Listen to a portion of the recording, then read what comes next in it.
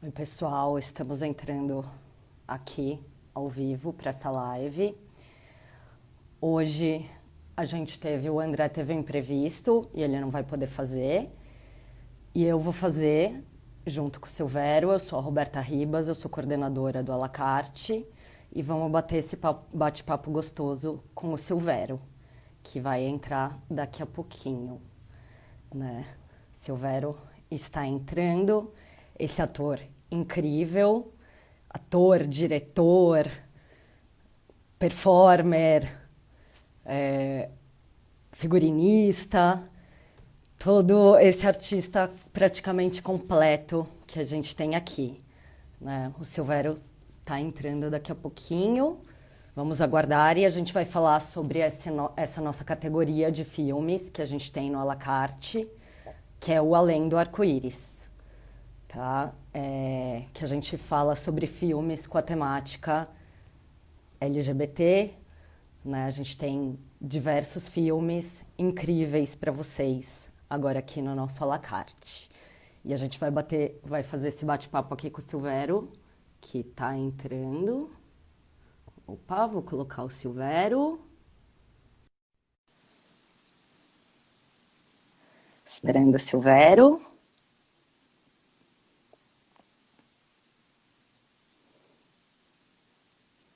Já está entrando, gente. Estamos aguardando que ele dispensa apresentações.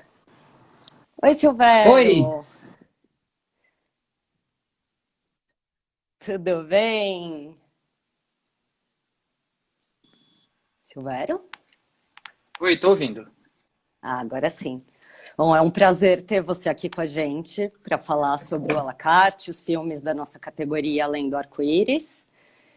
E já apresentei resumidamente você, mas prefiro que você se apresente, fale um pouco do seu trabalho, sobre essa retranque, essa categoria e o nosso trabalho. Bom, boa noite, gente. Boa noite a todo mundo que curte o Belas Artes à la carte. Eu sou um artista de teatro, na verdade, né? A minha carreira se resume basicamente dentro do teatro. Eu tenho 20 anos de teatro, com mais de 30 peças realizadas. Sou mais ator do que diretor, mas por conta do fato de ser uma pessoa muito envolvida com todas as áreas, eu acabei escrevendo e dirigindo algumas peças, então também sou dramaturgo e diretor. Nos últimos 3 anos foi que eu entrei no audiovisual, né? E principalmente através do teatro também. O teatro foi uma porta para que eu entrasse no audiovisual. Eu estava apresentando, estava em cartaz com uma peça no Rio de Janeiro e a Glória Pérez foi me assistir. E aí, quando ela me assistiu, ela falou: eu gostaria muito que você fizesse parte da novela A Força do Querer. Ela já tinha escrito 18 capítulos da novela, não tinha personagem para mim, mas ela falou: mas eu quero muito que você faça parte. Eu vou começar a escrever um personagem para você a partir de agora. Por isso que eu demoro a entrar um pouco na novela, eu entro a partir do 18º capítulo, porque realmente não existia esse personagem. Foi um grande presente para mim. Antes disso, a única experiência que eu tive com audiovisual tinha sido Serra Pelada, em 2012, que também porque eu estava fazendo um espetáculo de teatro em Fortaleza e um dos diretores de casting, o Chico Accioli, estava passando por Fortaleza, assistiu o meu espetáculo e me convidou para fazer parte do filme Serra Pelada. E aí, depois da Glória Pérez, eu tive a oportunidade de fazer Bacurau, né? Que fiz o teste para o filme. Ainda durante a novela, eu fiz o teste para o filme. E um pouco depois, uns 6, 7 meses depois, eu fui chamado então para compor o elenco do filme, que me deixou muito feliz. E fora isso, tem uns 3 curtas que eu realizei também. Aliás, 4 curtas. 2 em São Paulo e 2 no Rio Grande do Norte. Ai, que incrível. Todo mundo ama o Lunga, seu personagem, né? Até isso é uma coisa pra gente falar. Você é super parceira do Belas Artes.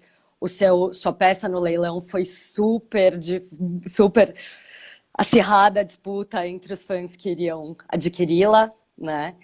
Ah, E a gente ama essa relação com você e tudo, né? E agora a gente com o streaming e trazendo tudo isso, essas categorias, né? Sobre esses tipos de filme, né? Sobre os filmes, né? A gente divide, na verdade, os filmes em várias categorias que a gente quis fazer retrancas com nomes divertidos, né? Então até a gente pôs esse com a temática Além do Arco-Íris, que é para mostrar todo esse universo, que eu queria que você contasse mais pra gente sobre os filmes, o que você sente sobre tudo isso. Então, Roberto, tem uma coisa muito especial Hum, realmente no aplicativo da Alacarte, né, no stream do Alacarte, que existe uma coisa, eu sou um cinéfilo também, para além de ser ator de teatro e de ter trabalhado mais com teatro do que com audiovisual, eu sou bastante cinéfilo.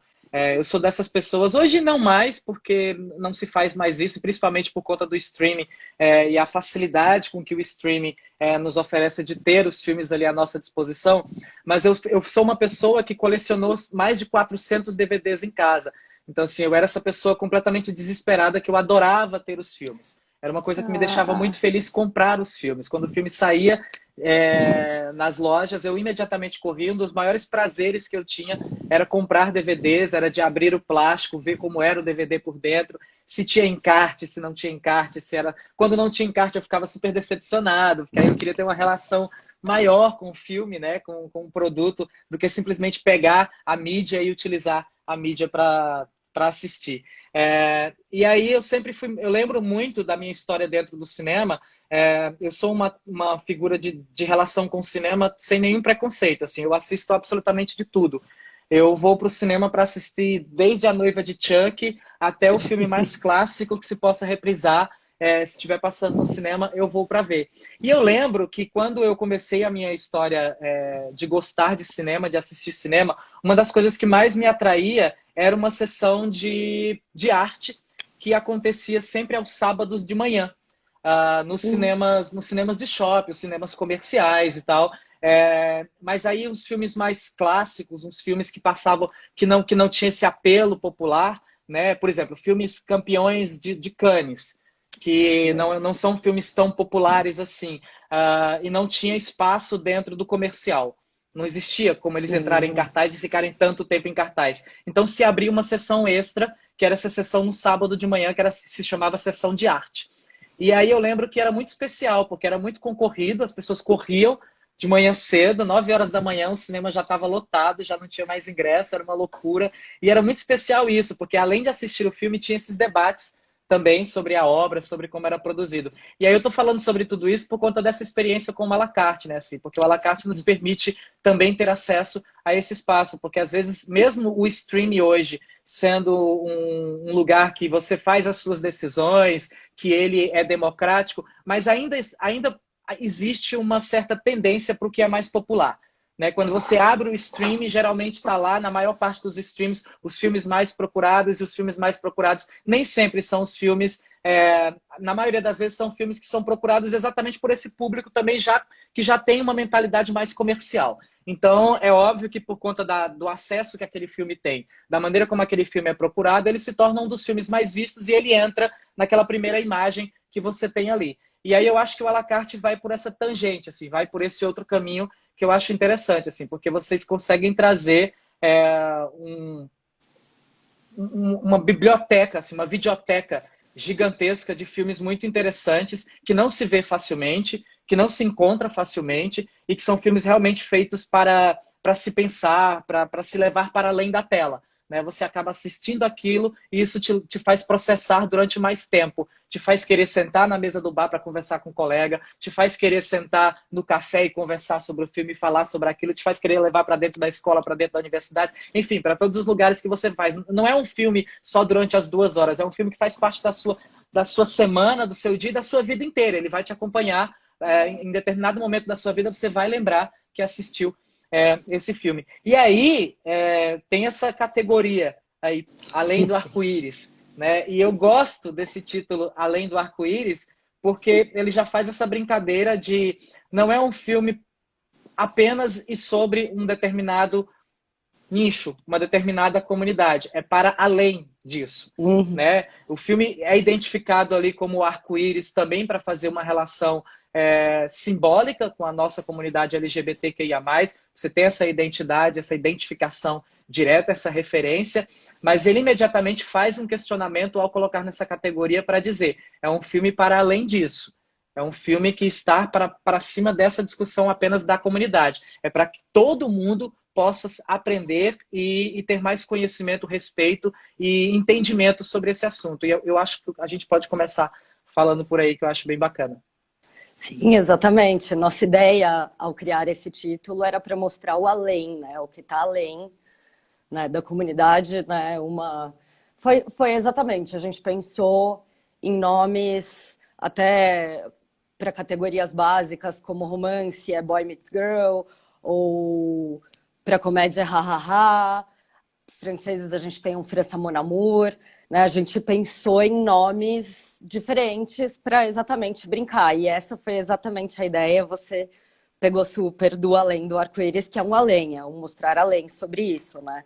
São filmes muito pessoais, são filmes lindos que a gente pôs nessa categoria, né? A gente pode citar alguns como O Traídos pelo Desejo, que é um filme incrível, se você quiser falar um pouquinho sobre Sim, é um filme ele. super clássico, e um filme de uma história muito importante, assim, dentro da cinematografia, né? Assim, porque traz uma atriz, né, que inclusive foi indicada em diversos prêmios além de ser uma atriz transexual também é uma atriz negra, né? Então já faz dois super movimentos aí. E esse filme, ele é muito importante de ser visto também, porque ele também tem sido, durante muito tempo na história desse filme, e isso, um outro documentário vai falar sobre essa questão com mais clareza, mas é um filme que também foi bem julgado e bem distorcido ao longo da história do cinema também, principalmente sobre essa questão da transexualidade,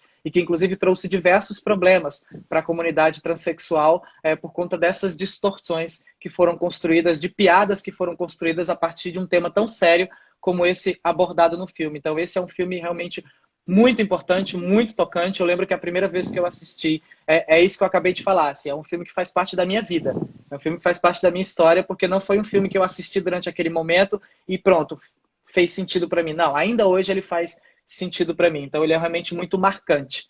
Não dá para falar muito, porque também não dá para Sim. dizer muito spoiler dos filmes, assim, mas é isso.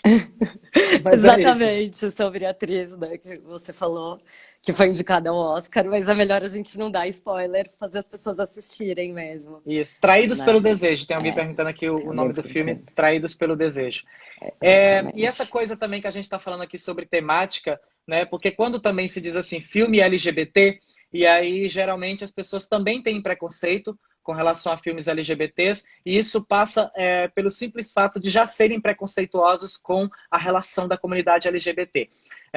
Então, é mais uma vez importante esse lugar do para além, exatamente porque esse preconceito ele está em todas as instâncias, em todos os lugares, e quando se fala de um filme, quando se fala de uma peça, quando se fala de um livro, quando se fala de qualquer atividade artística que traga como título LGBTQIA+, algumas pessoas que já são preconceituosas com a comunidade tendem a não olhar para esse lado, porque levam esse mesmo preconceito do dia a dia também para dentro das obras. Claro, claro. São histórias sobre pessoas, né? A começar, como eu falei, são histórias muito pessoais que sempre vão trazer, né? O humano, né? Que é muito importante pra gente. E a gente também tem outra coisa, outro filme legal para eu te falar, que tem O Meu Marido de Batom, que é um filme dos anos 80, né, feito com o Gerard Depardieu, o Michel Blanc e a Miu Miu, que eles formam um triângulo amoroso, homenagem. Também tem a coisa importante do crossdresser colocada nessa época, que era um conceito que nem era falado, né, que a gente pode falar também um pouco disso, né, tanto Gerard quanto Michel Blanc, eles se envolvem numa relação que também é um filme ótimo que entrou agora. E até queria que você falasse um pouco desse conceito, como é, né, o crossdresser, como é o se montar, e isso ser retratado, e talvez como era retratado antes e como é agora. Existe, muita gente faz essa relação do crossdresser com a transexualidade, com a travestilidade, e isso também parte, mais uma vez, do lugar do preconceito no sentido do desconhecimento mesmo. Assim, a transexualidade, a travestilidade não tem nada a ver com o crossdress. É uma outra identidade, né? É uma outra forma de se Uhum. identificar, é uma outra maneira de ser também no meio dessa diversidade toda. Então, por isso que é importante, às vezes as pessoas perguntam, mas qual a necessidade de termos tantas letras hoje em dia, de se fazer tantas distinções sobre isso? Porque até então a humanidade só conseguiu compreender, porque se forçou e se força o tempo inteiro a compreender o homem e a mulher, esse lugar da binaridade, né? O que é homem e o que é mulher. Para o que vai para além disso, boa parte da sociedade que tenta normatizar, higienizar o meio em que a gente vive, tenta fazer de conta com que isso não exista, que isso seja marginalizado. E é muito importante que a gente nomeie essas diferenças e faça valer essa diversidade para que sim, em algum momento seja possível não mais necessitar dessas divisões, não seja mais necessário intitular as coisas, que a gente simplesmente seja capaz de aceitar, de respeitar e seguir em frente e entender que nós somos diversos, que nós não podemos exigir que o outro seja igual ou normal ao que se quer ou que se pensa que pode ser normal. Sim, sim. Isso é super importante, né? Mostrar tudo isso. E Silvério, também outros filmes, outro filme que a gente tem aqui, que talvez queria que você falasse um pouquinho, que você me falou, é O Longe do Paraíso, né? Que tem a incrível Julianne Moore. Nossa, gente, Longe do Paraíso é um filme muito especial. Foi, inclusive, o primeiro filme ao ter acesso à plataforma da La Carte, foi o primeiro filme que eu já vi ali e eu corri para assistir. Primeiro porque eu sou completamente apaixonado pela Julianne Moore, assim, acho uma das atrizes mais fabulosas que existem, e a Julianne também, né, assim, a própria trajetória dela como atriz, tem diversos personagens que passaram também por esse lugar do LGBTQIA+, né, e ela faz isso com um primor absurdo, e esse é um filme que fala sobre questões também, sobre LGBTs, homofóbicas e tal, e do quanto a sociedade pode ser preconceituosa, mas não necessariamente apenas com a homofobia, mas o quanto a sociedade continua e permanece tão cruel e violenta no que se refere ao patriarcado, ao machismo, sabe? O quanto a mulher está errada diante de tantas coisas, a mulher é criminalizada, a mulher está errada, a mulher é o ato falho da situação, tudo isso por conta de um período histórico em que se está vivendo e que é muito mais fácil culpar a mulher do que, de fato, culpar quem, de fato, tem culpa no cartório, vamos dizer logo de maneira mais clara. Então, eu acho que esse filme é muito importante por esses dois aspectos, assim, não só pela angústia de um personagem que sofre a sua homossexualidade, incapaz de ser solucionada e de se aceitar e de viver isso, como também é um filme, aí vou falar de 3 pontos, na verdade, além de falar sobre essa homossexualidade não aceita e criminalizada e violentada, tem esse lugar do machismo com essa mulher. Aliás, nossa, vou falando do filme e vou descobrindo diversas coisas. Tem a questão do racismo dentro do filme, que é muito forte, muito presente, e tem a questão da higienização também através da ciência, de tentar dizer que isso é uma doença, que isso vai ter cura, que isso vai ser solucionado. Então, são 4 camadas dentro de um filme a serem discutidos e a serem levantados ali, que são bem importantes. Sim. Você quer dar um resuminho disso que você falou? Acho que as pessoas, quem não assistiu Longe do Paraíso, uma breve sinopse. Então, Longe do Paraíso é essa personagem, essa dona de casa exemplar, né, que é extremamente conhecida e vai se transformar em capas de revistas, em exemplo de mulher dona de casa, mãe de família e tal. E ela, então, tem um conflito com seu esposo, assim, que ela acaba descobrindo que ele tem uma relação homoafetiva, e aí no meio dessa relação, a relação dos dois começa a ficar muito sofrida, e no meio disso tudo acaba aparecendo um outro personagem que influencia bastante na vida dela, e que aí a sociedade começa a privá-la dessas relações também.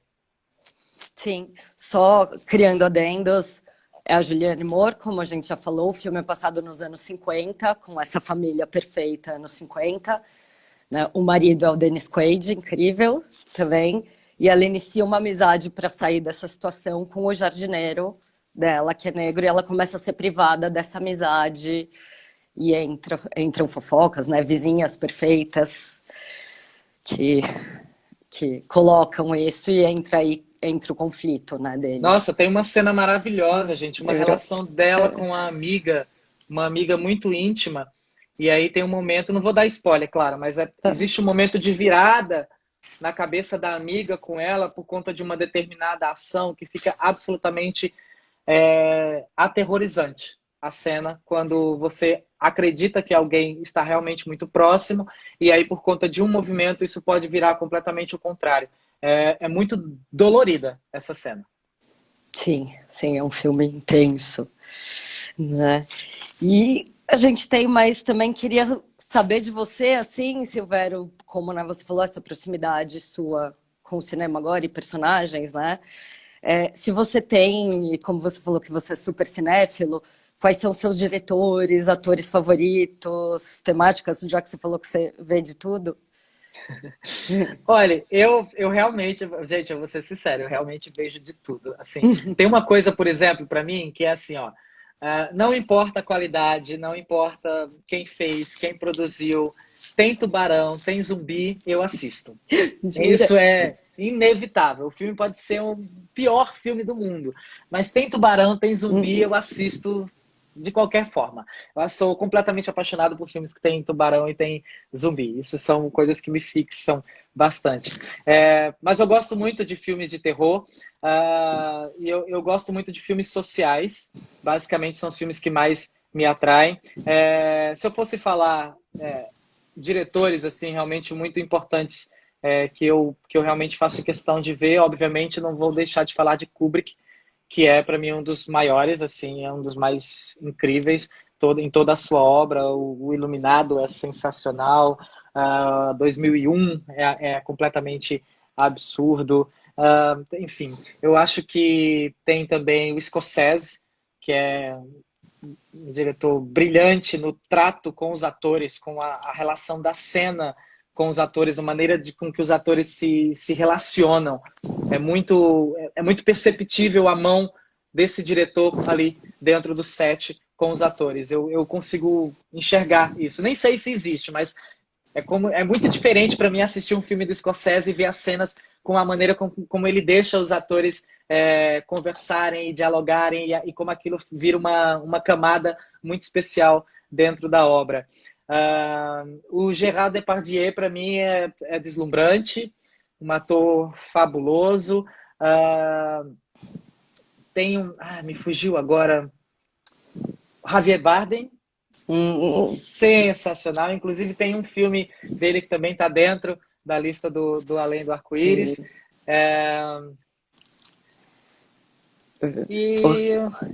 Eu já falei da Julianne Moore. Sim.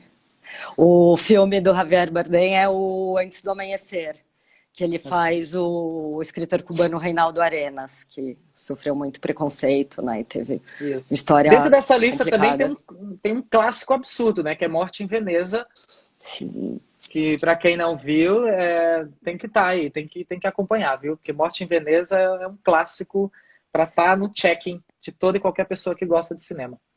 Sim, te marcou muito Morte em Veneza, Silvério? Nossa Senhora, é surreal esse filme. Assim, é muito tocante, muito comovente. Tem gente que fala que Antônio Bandeiras também, sou completamente apaixonado, acho maravilhoso. Do Depardieu tem vários que a gente... Tem vários filmes no nosso catálogo, incluindo Todas as Manhãs do Mundo. Tem, assim, Gerard Depardieu em 1000 faces para ver no à la carte, né? Todos os... Quando no nosso site tem uma busca, então se as pessoas quiserem buscar por diretor ou ator, é só colocar na busca e vem tudo.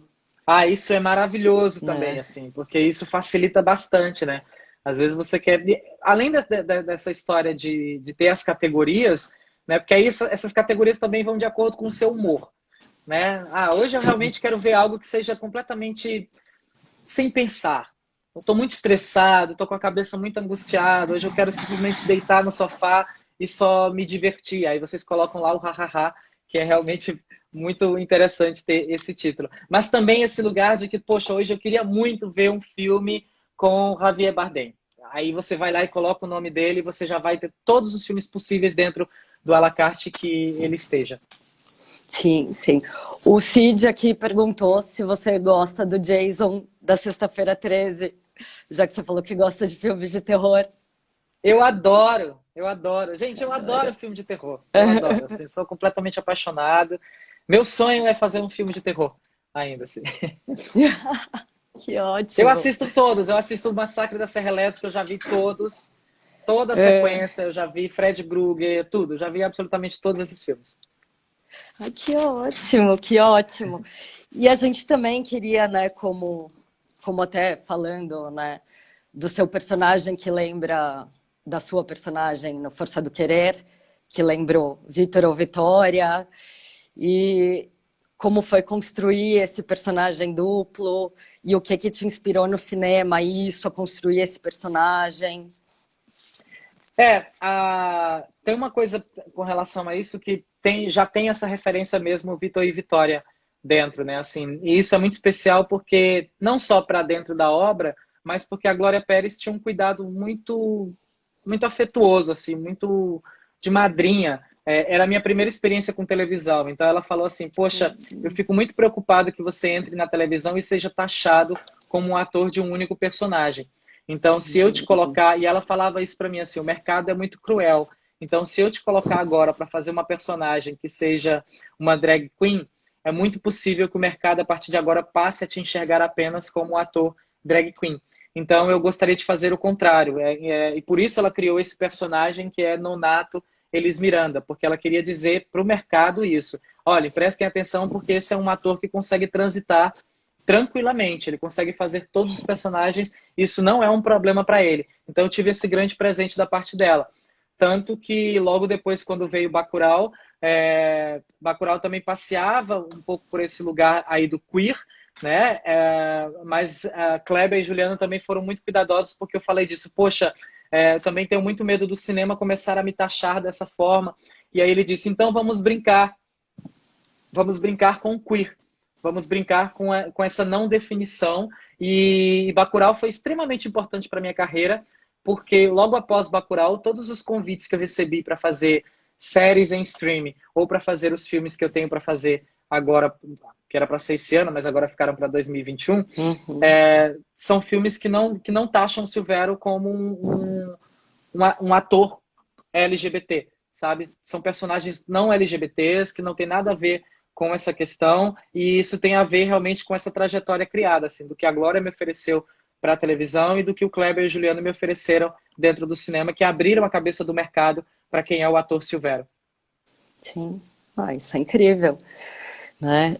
E sobre o processo de criação, para você contar para gente desses dois personagens e esse papel duplo, como é que Sim. foi esse processo para você como ator, inclusive como você é diretor, dramaturgo e tudo, como você se colocou nesse lugar? Primeiro tinha uma referência muito forte da própria Rogéria, assim, que era uma pessoa que eu tinha um contato muito próximo, então a gente conversou bastante sobre a personagem e foi possível construir essa figura. Mas houve a minha pesquisa realmente, e eu sempre fui um ator que pesquisou muito no cinema, tanto que a minha monografia nas artes cênicas é a influência do cinema no processo criativo teatral. Então, Incrível. porque eu sempre criei peças de teatro com uma cabeça cinematográfica. Por exemplo, eu sempre escrevi dramaturgia para teatro através de storyboards. A primeira coisa que eu faço para escrever uma peça de teatro é pegar os spotix e escrever cena por cena. Eu vou escrevendo as cenas como elas vêm na minha cabeça, sem ordem nenhuma. Então eu vou construindo cena por cena, a cena vem, eu não tenho ordem, depois eu pego todos eles e coloco numa parede, e aí eu faço uma decupagem, uma edição na minha cabeça. Essa cena podia vir para cá, essa para cá, eu vou editando o filme na minha cabeça. E aí depois disso eu começo a escrever a peça de teatro. Então, essa experiência do cinema para mim sempre foi muito presente. Então, todos os meus processos criativos trazem um pouco da referência cinematográfica. Então, na Força do Querer, por exemplo, eu assisti muitos filmes com temáticas LGBTs. Posso falar aqui, por exemplo, o próprio Priscila, né, o Para Wang Fu, Julian Newman, Garotos Não Choram, enfim, diversos filmes Monster, que me trouxessem essa temática. Vitor e Vitória, Os Homens Preferem as Loiras, todos esses filmes foram referências para mim. E para Bacurau, o que mais me chamou a atenção em Bacurau foi o lugar do cangaço mesmo. Então, assim, eu procurei muitos filmes que fossem, que falassem do cangaço, né? Corisco e Dadá, ah, o do Antônio Conselheiro, me fugiu o nome agora, com a Nossa. Cláudia Abreu, Uhum. Guerra de Canudos. Guerra de Canudos, é. Guerra de Canudos. Canudos, aliás, é Canudos o nome. Uhum. Canudos. E o. Agora eu esqueci. Tudo bem. Diretor. Esqueci. Depois eu lembro. Esqueci. Ah, Depois eu... tudo bem, a gente lembra. Mas essas Uhum. referências de cinema nordestino Sim. que tratassem do cangaço foram bem importantes para a construção de Lunga. Ai, que interessante. A Glauber gente... Rocha. Lembrei, Glauber Rocha. Sim, sim, Glauber Rocha, meu Deus. Clássico. A gente tem um filme que trata também, que entrou recentemente no nosso catálogo, Canta Maria, do José Ramalho Júnior e do Francisco Ramalho Júnior. Falei errado. Que é incrível, com a Vanessa Giacomo, que também trata sobre toda essa cultura nordestina, outro que vale a pena ver também no nosso à la carte. Né? E a novela volta, né? Silvério vai voltar agora, né? Vai reprisar. Sim, ela volta agora depois de Fina Estampa. A gente está bem feliz com isso, assim. A novela acabou de passar, né? E tem inclusive esse questionamento: poxa, uma novela que acabou de passar, vai voltar agora. Mas eu também entendo, assim, sabe? A novela tem 6 meses. Foi uma das novelas curtas, quando a Globo estava experimentando esse lugar de novelas com menos tempo. As novelas, o stream está entrando. Aí a televisão não estava com tanta força. As novelas das 9 estavam caindo muita audiência. E aí, quando a Força do Querer vem, em 2017, foi para tentar trazer esse novo mecanismo de uma novela mais curta, para inclusive se aproximar um pouco das séries e fazer com que as pessoas fiquem mais presas dentro da novela. Só que a Força do Querer mudou completamente as expectativas, assim, das 4 novelas que vieram anteriormente, que tinham sido bem ruins de audiência. E a Força do Querer foi um boom de audiência.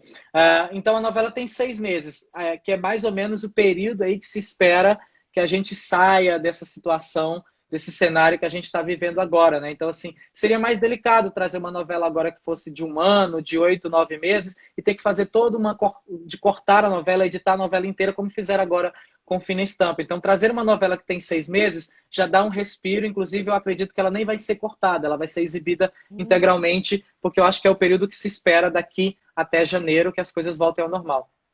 Sim, sim, é ótimo isso.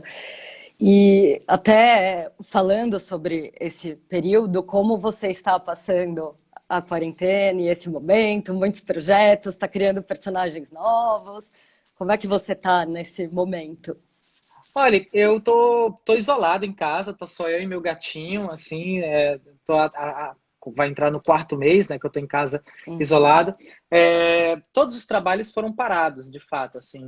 Eu estava gravando uma série para o stream, e essa série a gente já estava 30% da série gravada, e aí aconteceu a pandemia e a gente teve que parar. A gente já tem informação de que agora essa série só volta em possivelmente janeiro de 2021. A gente pensava que retornaria agora em agosto, mas a gente já está vendo que não é possível, então se espera que em janeiro isso esteja de volta. Para além disso, tem uma outra série e mais 2 filmes a serem produzidos, que também aconteceriam logo após essa que eu já estava gravando, e que todos eles ficaram agora para 2021. Então, agora é esperar que as coisas voltem a funcionar e que a gente consiga de novo trabalhar e comece a fazer isso. Fora isso, a gente tem se descoberto, assim, feito outras maneiras, né? Por exemplo, agora eu vou estrear uma peça. Eu já tinha feito uma experiência virtual de teatro. A gente fez 2 temporadas de uma peça que a gente fazia no teatro e a gente adaptou para o virtual. A gente fez no Instagram. E é um mecanismo interessante, assim, porque a gente tenta trazer uma experiência que seja o mais próximo possível da teatral. A gente abriu um perfil que chama Sala de Espetáculos, Sala_de_espetáculos. As pessoas adquirem o ingresso através do Simpla, e ao adquirir o ingresso você tem o direito de entrar na sala. Então você é adicionado no perfil. E aí, ao ser adicionado no perfil, você fica lá para assistir os espetáculos. Os espetáculos são feitos ao vivo. Eu e o outro ator, a gente faz o espetáculo como nós estamos agora, durante uma videochamada, as pessoas assistem, Hum, depois a gente abre um debate numa outra plataforma, onde a gente discute como foi fazer. Essa experiência hum, inicial foi transformar uma peça que já existia no teatro para o virtual. Na semana que vem, segunda, terça e quarta, eu estreio uma peça já pensada para o virtual. É um monólogo que se hum, chama Bicha, Viado, Frango, que é hum. um trabalho que eu venho pesquisando já há algum tempo. E aí, aproveitando a pandemia, eu estou em casa e resolvi ensaiar dentro de casa. E aí eu vou estrear essa peça nos próximos dias, nos dias 3, 4 e 5 de Sim. agosto, às 8 horas da noite. E aí, quem quiser, é só procurar no Simpla. Se você colocar no Simpla Bicha, Viado, Frango, você já vai encontrar o evento, adquirir o seu ingresso e todas as informações que vocês podem ter para ver o espetáculo nesses 3 dias. Olha que incrível, projeto novo. Eu ia te perguntar sobre os novos projetos, mas ótimo que você já falou. Né? E voltando até, só uma coisa, alguém perguntou, falou que era muita informação se a gente ia salvar a live. Sim, a gente sempre salva a live. A gente desligando vai entrar no nosso perfil do Belas Artes à la carte no Instagram, no IGTV, e amanhã entra na íntegra no Facebook e no YouTube do à la carte. Então a gente vai ter esse vídeo guardado e todas essas informações incríveis do Silvério. E voltando até, Silvério, outros filmes que a gente tem aqui, né, para falar, a gente tem o Noite de Verão em Barcelona, que é um filme muito bacana, mais recente, de 2013, né, que também trata vários casais e tem a temática também de um romance sobre o que vamos dizer, a própria aceitação, né, desse romance e desse namoro dos dois. Também é um Isso, filme. isso é muito interessante, né? Assim, porque quando se fala de uma temática LGBTQIA+, é muito importante porque é um catálogo que faz uma diversidade dessas questões também. Não é um catálogo para falar sobre relações homoafetivas entre homens, relações homoafetivas entre mulheres. Não, é para falar sobre crossdress, é para falar sobre gays, sobre lésbicas, sobre trisal, sobre relações múltiplas, enfim, sobre todas as relações possíveis. Então, não taxar o lugar do arco-íris apenas como o gay e o lésbica, sabe? Mas também Uhum. falar sobre todas essas diferenças, crossdress, transexualidade, travestilidade, homossexualidade, enfim, todas essas questões. Eu acho que isso é muito importante também dentro desse cardápio que vocês oferecem, que existe uma diversidade aí. Sim, exatamente. A gente busca, né? Nossa principal questão com o à la carte foi trazer uma curadoria super pensada, incrível em todos os filmes. Então, todos os filmes estão lá por um motivo. A gente escolhe muito bem para ninguém. A gente não enche o catálogo para a pessoa ficar perdida procurando. É uma coisa assim para você entrar e já vamos nas dicas, tá mais fácil você já assistir, você não perder tempo navegando e procurando, que você vai já tem essa seleção principal nossa, né? E tudo tá lá por um motivo é muito bem pensado antes, né? Então é bem esse trabalho que a gente traz com a la carte. Né? Outro filme bem legal também, que eu não sei se você já assistiu, Silvério, é o Furiô, com o David Bowie, Em Nome da Não. Honra, que é incrível. Então vou deixar para você e todo mundo assistir. David Bowie Ai, eu vou ver hoje. incrível. Vai ser o filme que eu vou ver hoje, então. Sim, é Dona Gizoshima é um filme incrível que a gente até trouxe para o Drive-In, e, né, que a gente tem o Belas Artes Drive-In, e é um filme que a gente pôs também no à la carte que tem que ser assistido. Também é na lista como Morte em Veneza dos principais. Boa. Né? Boa dica, eu vou ver esse filme hoje. Sim, ai, que ótimo. E agora a gente está já encerrando o nosso tempo. Queria ver com você se houveram considerações finais, mais algum comentário, alguma coisa importante que você queria falar. Eu quero agradecer também pela oportunidade. Eu acho muito bacana que a gente tenha a consciência do quanto a arte também está numa linha de frente no meio de todas essas questões.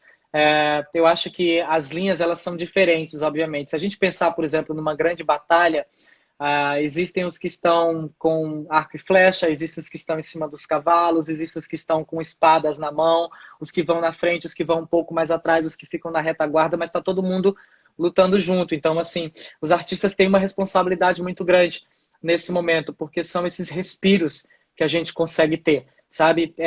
Não está sendo fácil para absolutamente ninguém, né? Isso é muito claro. Tem dias que eu estou bem, tem dias que eu não estou bem, tem dias que há uma baixa muito grande, mas a gente vai descobrindo maneiras de conseguir sobreviver a tudo isso. E essas maneiras são ouvir uma música, assistir um filme, ler um livro, enfim, ter contato com essas outras obras que possam fazer com que você tire um pouco o seu pé do chão, que a sua imaginação possa fluir, possa crescer e que você aproveite também esse momento. Assim, a gente reclama tanto. Eu hoje tenho refletido sobre isso, o quanto a gente reclamava, não tenho tempo para ler um livro, eu trabalho demais, eu faço muita coisa, não tenho tempo para ver um filme e tal. E aí agora a gente tem percebido que esse é o momento para se dedicar, sabe? Vários livros meus que estão aqui em casa que estavam parados por conta dessa desculpa de não conseguir ler, e aí hoje eu percebo que quantas horas eu perdi no aeroporto esperando um avião e eu não lia esse livro. Eu ficava simplesmente sem fazer nada e não lia, o livro não andava comigo. Então agora eu estou me dedicando a ler os meus livros, tenho me dedicado a ver os filmes que eu sempre coloquei na minha lista para assistir. Então acho isso importante, que a gente perceba o lugar da arte como um lugar também muito próximo da gente e que não é próximo apenas pelo contato visceral, mas por essas outras formas de contato. O virtual, o streaming, o livro, enfim, o ouvido, a música. Então, que a gente valorize ainda mais os artistas. Sim, nossa, você falou tudo. Que livros você leu nesse período, Silvério? Já perguntei. Então, eu voltei a ler, porque é um livro que é muito importante para mim, que é um livro do João Silvério Trevisan, Devassos no Paraíso. E aí eu estou lendo agora uma coleção inteira sobre orixás. Que aí eu tenho lido sobre Nanã, Oxum, Xangô, Yansan, Exu. É uma coleção inteira só sobre orixás e que tem aberto muito a minha cabeça sobre o quanto a gente é fechado para os sinais que a natureza nos oferece. E que a gente é muito fechado por conta de, às vezes, informações que partem para a nossa cabeça de maneira muito racional. E a religião, independente de qual ela seja, espírita, evangélica, católica, ubandista, candomblé, independente de qual ela seja, ela está muito ligada à nossa relação, a relação que a gente tem com o universo. E é essa relação que permite com que a gente se torne alguém bom ou alguém ruim. Não é culpa da religião, mas sim culpa de como você conduz a sua índole para o bem ou para o mal. E aí eu tenho aprendido sobre isso. Ai, que lindo! Não vou falar mais nada. Bom, te agradeço muito, Silvério, muito querido, um prazer te conhecer, ter aqui você nessa live. Convido todo mundo a acessar o Belas Artes à la carte, conhecer nosso catálogo que é aberto. Aí todo mundo pode ver todos esses filmes incríveis, aproveitar esse período para ver o que não conseguiu ver, ler o que não conseguiu ler. E te agradeço muito por toda a disponibilidade e tempo. Obrigado também. Muito obrigado. Beijo grande, beijo para todo mundo que estava aí. Beijo grande. Obrigada, Silvério. Até mais.